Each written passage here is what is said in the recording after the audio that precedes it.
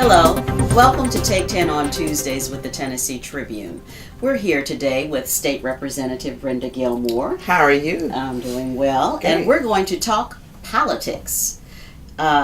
Hillary Clinton is now the presumptive Democratic Party nominee for president. Yes. The first woman to ever reach that level. Yes. And so I wanted to talk a little bit about, so what does that mean? I think this is an exciting time for not only just women, but for the entire United States and perhaps even the world if she is fortunate enough to win the presidency, which I certainly hope that happens.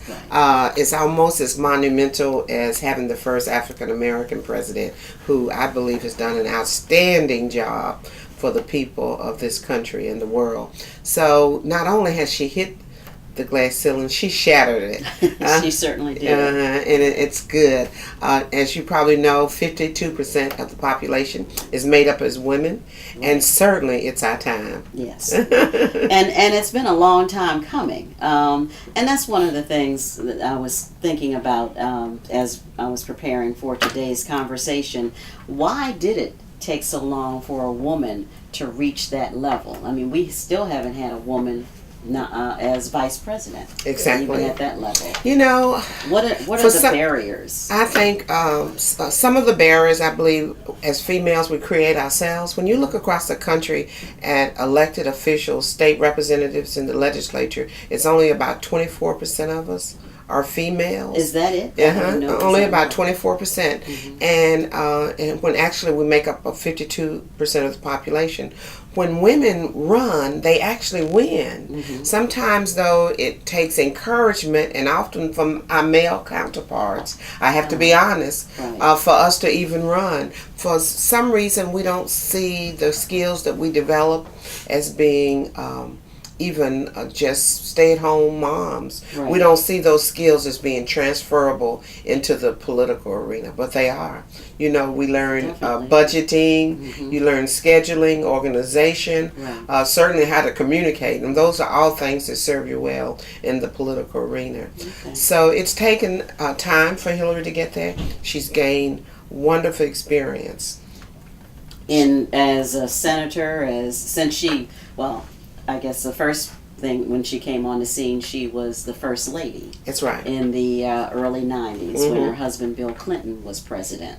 And then she went on to become a senator. Exactly. From New York and did that, and then ran for president in 2008, but lost the nomination against President Obama. But then he selected her to be his Secretary of State. Exactly. And I think that she had a really good record, although we hear from the other party they want to attack that record.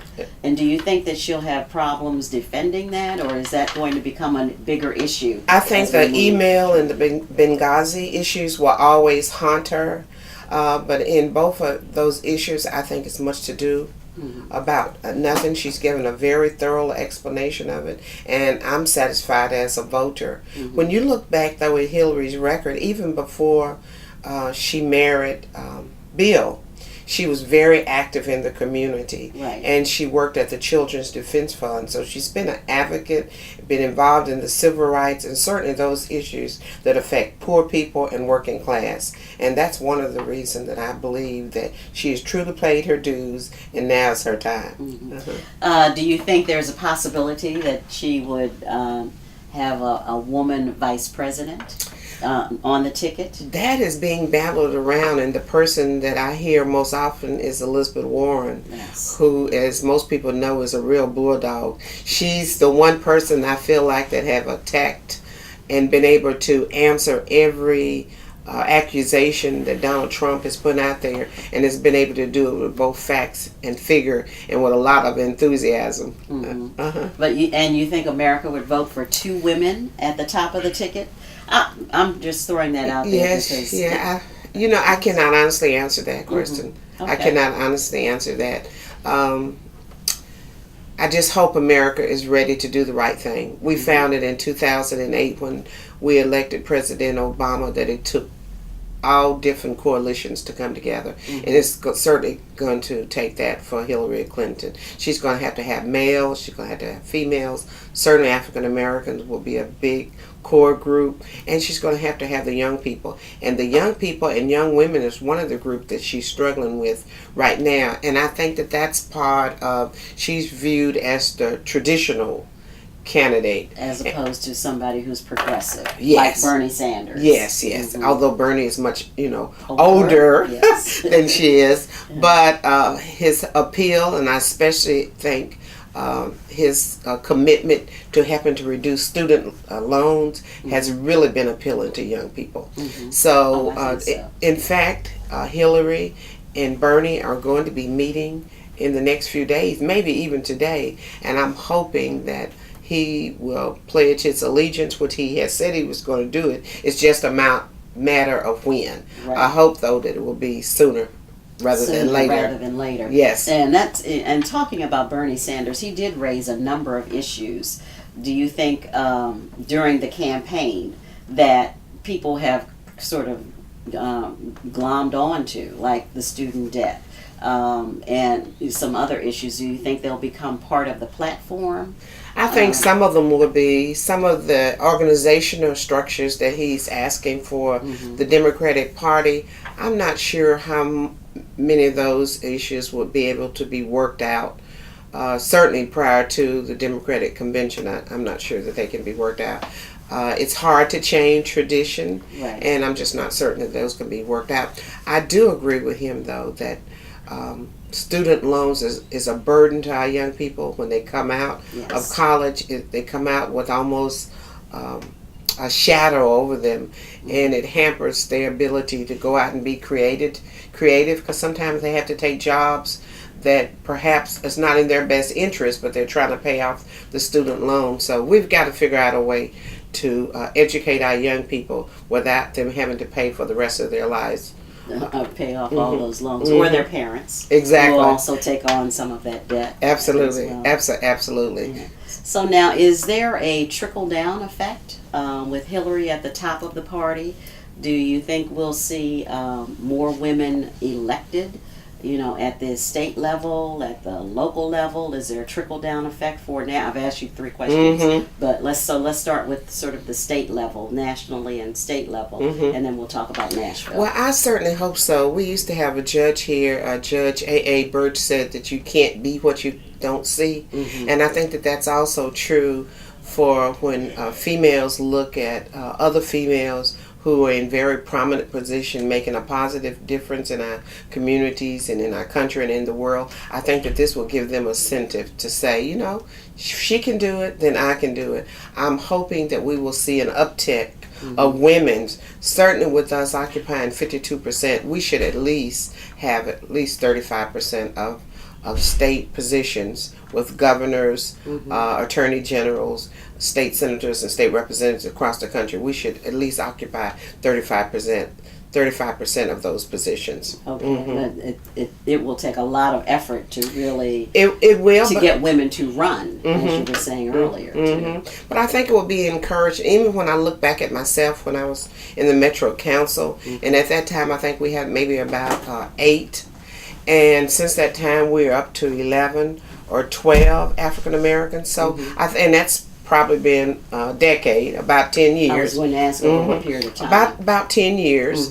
But I'm seeing more young people. In this Metro Council, there are more millennials, more young people are running, and also more African Americans are running. And that's good for the city. These positions should look like who we are. Right. And the other impact is also Nashville has its first female mayor. Absolutely. And her cabinet really reflects a lot of women. It does. As well. So I can see that push. But with Hillary now possibly becoming the next president, will there be even more of a trickle-down effect to Nashville? Yeah, I hope so, because statistics and history has shown that when minorities, African American, and females are involved in elected positions, more resources get channeled to family issues and those issues that support our communities in the neighborhoods that we live in, rather than in the Pentagon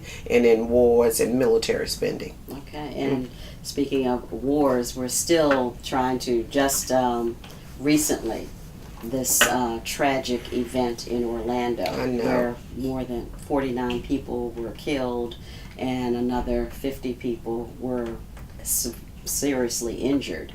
Do you think that will be a part of the platform, starting to look at it, when you go to the convention? What else can we do about terrorism? And not just imported terrorism, but terrorism, people who are Americans committing terroristic acts. I believe, although there is some debate whether this is the largest massacre, but I believe that this will be the needle in the haystack that we've been looking for, that will cause us to have some serious discussions about thorough background checks. And in fact, there's debate going on in Congress right as we speak, and it's looking like that there may be some bipartisan support to consider having legislation with background checks. Certainly we don't want to do anything to take away the Second Amendment. Everyone has a right. The Supreme Court has said that. America is built on that premise, has a right to bear arms legally and with a permit. But do they need the assault rifles? Exactly.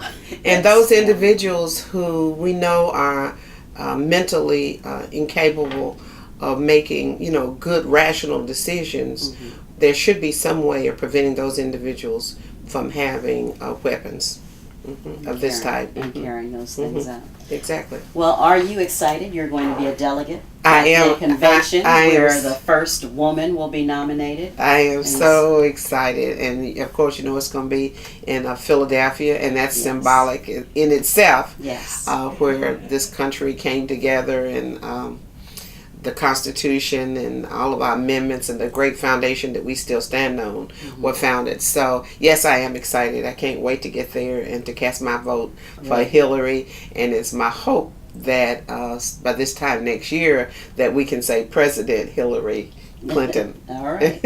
And I look forward to, when you return from the convention, I'd like you to come back and talk a little bit about how things went and how the Nashville delegation was able to hopefully wield some impact on what's going on. Okay, I look forward to that. They always treasure the time that we were able to nominate President Barack Obama, and I think that this is another moment in history that we will also treasure. All right. Well, thank you so much for joining us today in our conversation on politics. We don't get to do this often. Thank you, and thanks for the invitation. And thank you for joining us as well. We look forward to talking with you on our next Take 10 on Tuesdays with the Tennessee Tribune.